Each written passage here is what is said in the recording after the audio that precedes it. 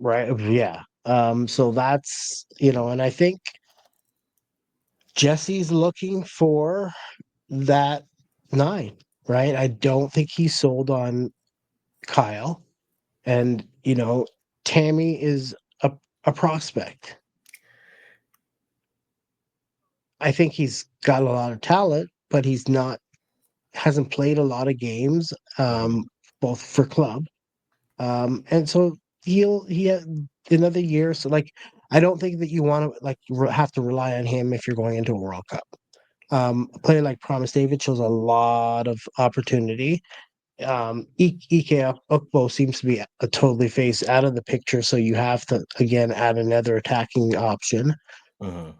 I'll be honest with you, I don't, I haven't seen enough of Jepson play Mhm. because I didn't really pay attention when he was out on loan. He's been recalled by the Cherries, Bournemouth, but Yeah. again, since he's been back, has he played a lot since he's been recalled? He's got minutes. Like he's got because they've had a lot of injuries. So I check in on Bournemouth because Antoine Semenyo, who's plays for Ghana, is there. So I'm like, let me get this in. And so he's been there and he's looked lively when he's been given opportunities. I think there's so many thoughts people have on both players. And again, the thing we always have to caution is the World Cup isn't in 3 weeks, guys. Like we have a year and a few months where these players, if you're concerned about form, they can work their way into form. If you think you need competition, we have a year and change of competition to see these players push themselves. But I think the potential, because Daniel Jebbison, what he scores in the Premier League when he's 17, and right there. So when they see that, we're like, oh, and he can play for Canada. Okay, cool.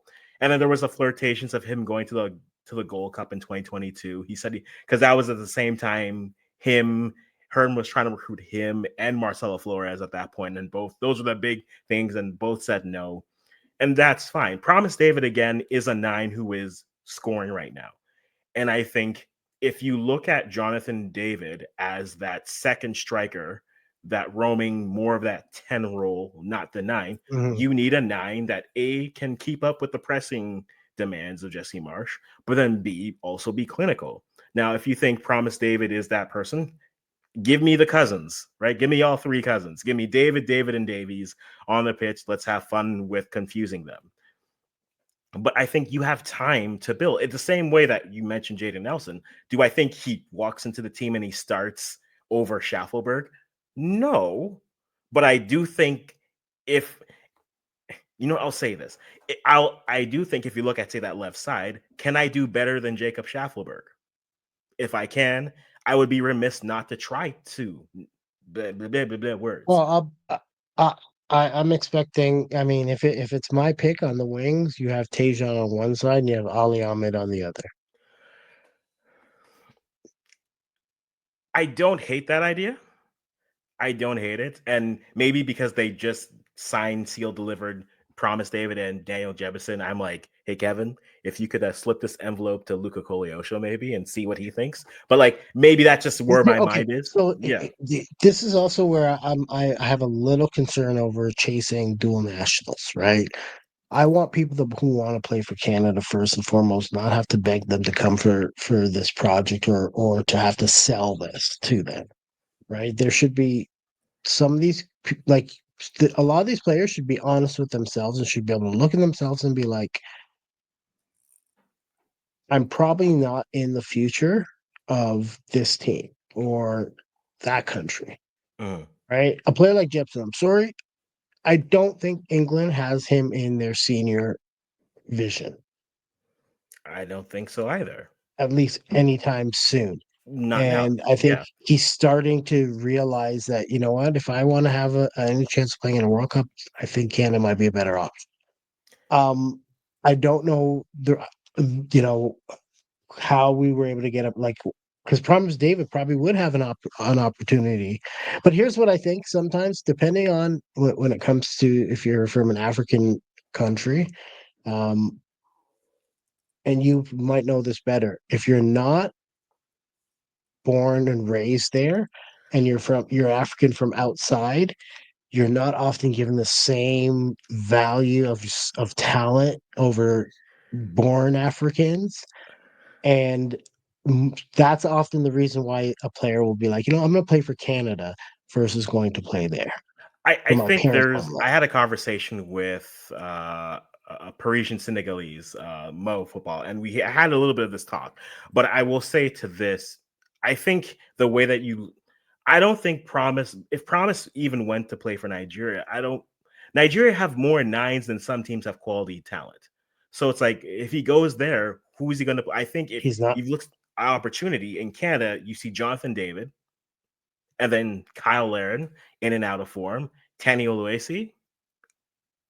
And that's your striker three right now, right? Theo Bear hasn't been Or getting too and many Theo Beer. opportunities. And No, so like looked half decent on the weekend, but yeah, he did, yeah. But like if Promise goes to Nigeria, I mean Osimhen, right? Lookman, right? fair enough, fair enough, fair. It's much different composition in that position. But I mean, wouldn't you say the same for Luca? And see, this is where I disagree. I think if you're Luke or are agree, depending on what your point is. I think if Luca looks at the left side of Canada. No, I'm saying for like him thinking like, how much of a chance does he have to be with like the Italian national team? Here's what I think players need to remember. Mhm. Sometimes don't think the grass is greener on the other side, meaning like, well, it's Italy, it'd be better. Because prime example, um uh what's his name? Defender, used to play for Chelsea, he's now playing for is he with AC Milan? Um What's our English Canadian boy, Yes, Tamori, yes, yes, Fikayo yes, Tamori, yes. yes, tomorrow, right? He to me is good enough to play for England, right? Oh, I agree. But he had a falling out years back, or somebody just didn't see in him the talent that's there. Maybe when he was playing at Chelsea, and that like he was having some struggles, but he committed to England, Yeah, and he's probably never going to see another cap.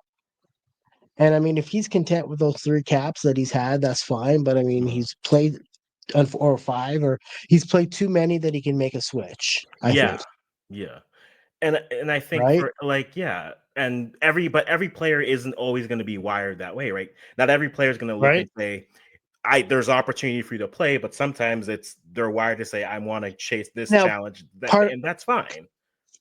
part of the problem is at that time when he was first like when he was given the opportunity to play for England. If you were to look at the Canadian team, there was not a lot of hope that we would even be going to a World Cup. Mm, Now is the time where players can actually say, all right, like especially with 20, like I'm pretty sure Jeppson looked at that. All right, I may be able to be on in the next World Cup because I think he was angry that the last time he wasn't guaranteed a mhm. chance to be in the World Cup. He was like, you can earn a spot. I think this time he understands that he's matured more, but he looks at it as like, I think I can do it. Right? And I'd love if that's the case. I'll be happy. But again, I just don't want us overdoing it with chasing nationals because at the same time, I feel bad if we make somebody commit to Canada, we give them 1 or 2 True. games, and then we drop them. And that's a fair point. I think if you look at this year, right, you have Nations League, which probably will be a different roster you'll have than the Gold Cup, which I think because the Club World Cup is happening at that point, you're going to have a little bit more of that mixing and But matching that.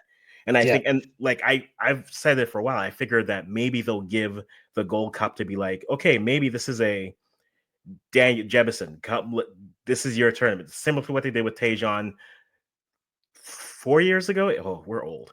4 years ago, however long it was, and then last year you saw like Schaffelberg and Jason Russell Rowe and Ali Ahmed break out. You give those tournaments and say, okay, you be in preseason, so either do that or you're here, get some reps, score some goals, get familiar with the system, and then we have a year of friendlies and some Nations League to figure out who is what. I don't think there's anything wrong necessarily with building your depth because you mhm. want to have that depth because yes, you always want a strong unit. You want that cohesion. There's no doubt. But I mean, I'll go back to the left side, that left attacking side, right?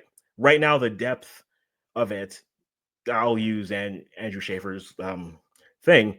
Like you have Jacob Schaffelberg. Ahmed is usually on the right. So if you assume Ahmed can go to the left, let's just keep Ahmed on the right. Well, Liam I Miller think is Tajon can play on the left. true, but let's just keep Tejan and Ali Ahmed on the right for the point of this argument. Those two are on the right. They can battle out. You can always throw one out, another one on the other side, yes. But after Jacob Schaffelberg, Liam Miller is injured, so he's a while back on recovery. And then Technically, Jay Schaffelberg's injured right now. okay, so Schaffelberg is injured as well. So on the left hand side, where's your depth, right? If I'm, and I'll try to put myself in Luca's shoes. If I'm Luca and I look at that and I say, Schaffelberg, Liam Miller. I mean, Liam Miller's playing in the championship. I'm in the championship. He's also injured though, so I'm mentioning we're all Yeah, talking about injured players. But give yourself depth so that when you get to these tournaments, like okay, now you guys can go play, see what your value is, and then we have a year to figure out who that final 23/26 is going to be.